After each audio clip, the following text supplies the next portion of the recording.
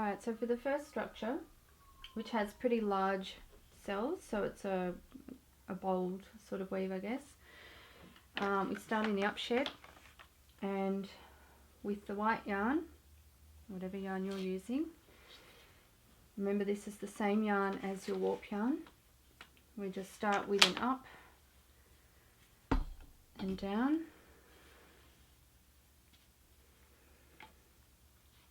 Then we can bring in our other yarn and our first pickup stick. So for inserting pickup sticks, go into the down shed, and we'll refer to this stick as pickup stick A.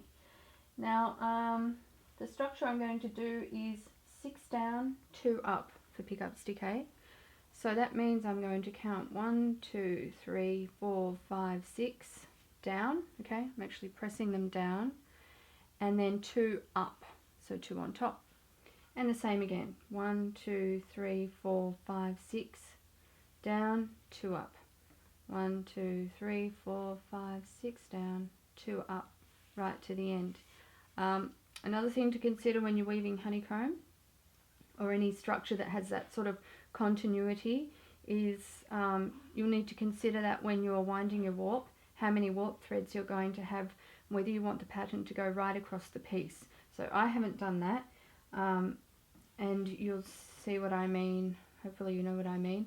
But here I should have had another 6, but I've only got 3, so my pattern's going to stop sort of halfway through.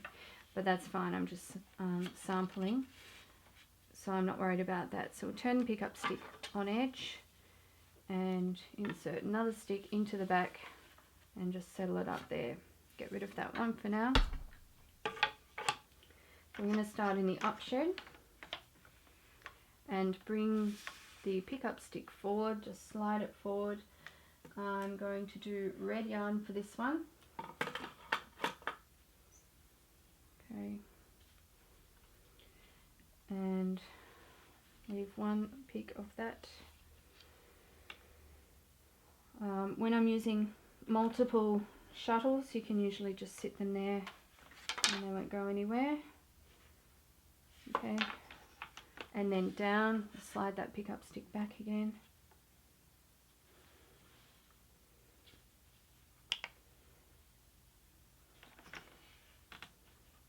Okay, so you can see a bit of a structure starting to form already. So we're going to do that, just have to check what I've written here. How many times are we doing that one? 1, 2, 3, 4 times. So we're going to make big cells for this one. So that was the first sequence. So we'll bring that pickup stick A forward again and just do exactly what we did before.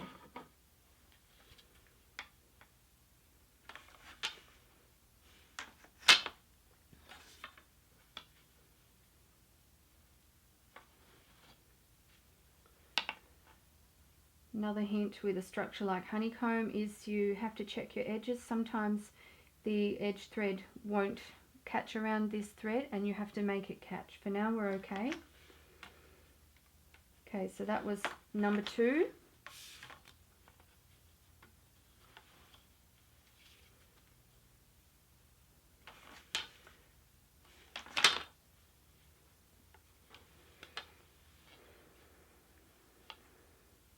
That's 3.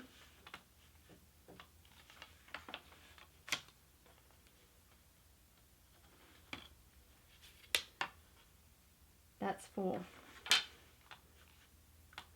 Okay, I wanted to do 4. Sorry, that will be 4 once I go through the down shed as well. Oops, getting caught on my separators.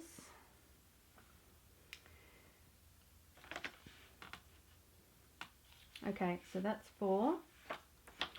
So we're going to set that one aside and bring back the white. And for the white we do a simple up and down shed just like we started with. So it's the white threads that kind of tie everything down in between steps. Okay. Now we can introduce pickup stick B. So we're going to go down shed, always downshed for pickup. And for A, we did 6 down, 6 up. Now we're going to do the exact opposite. So 6 up, 1, 2, 3, 4, 5, 6, and 2 down. Just the exact opposite of what we did for pickup stick A. Now if you haven't got another pickup stick, it's not too much of an issue. There's a couple of things you do, for transferring it to the back.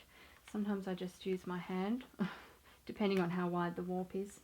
And then other times I can just insert a shuttle, turn that on its edge, and that substitutes the pickup stick for a minute so that I can transfer the pattern to the back. Then I can just take that out again.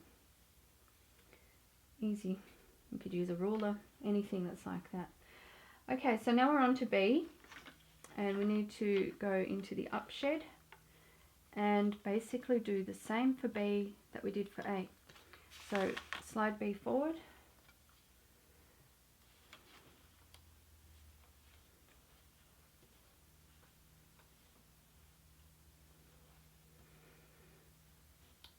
goodness, I've got a long yarn there. Okay, so here's an example of where we need to catch the edge, and I need to fix up my shuttle.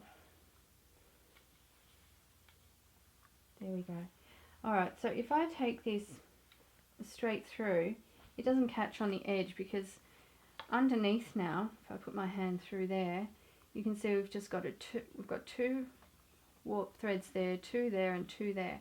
So the yarn's not going to catch until it comes to this warp thread, which is a bit of a way in.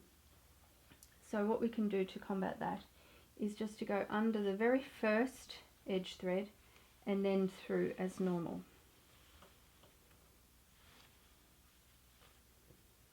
And then we're catching on the edge there. Okay, so we're going to do this 4 times. Alright, I'm going to have to catch this edge as well because I've got the same situation where it's not going to catch. If I go straight through there, it's not going to catch on this edge thread, it's going to catch on this one, and that's not what I want. I'll end up with edges all over the place. So I simply go over that first edge and through. Usually if you're on a larger loom, you would be doing floating selvages for a project like with this sort of structure. And you can do floating selvages on a rigid heddle if you want to.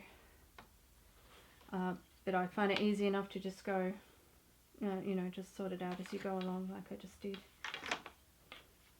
So going over the edge of that one. Oops. Oh dear. Keep getting caught on these. Alright, that's 2.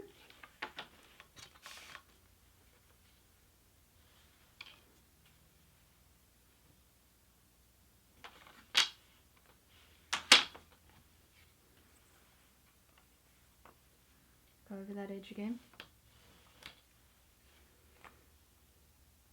And you'll get used to the edges thing. It just becomes part of the sequence for what you're doing.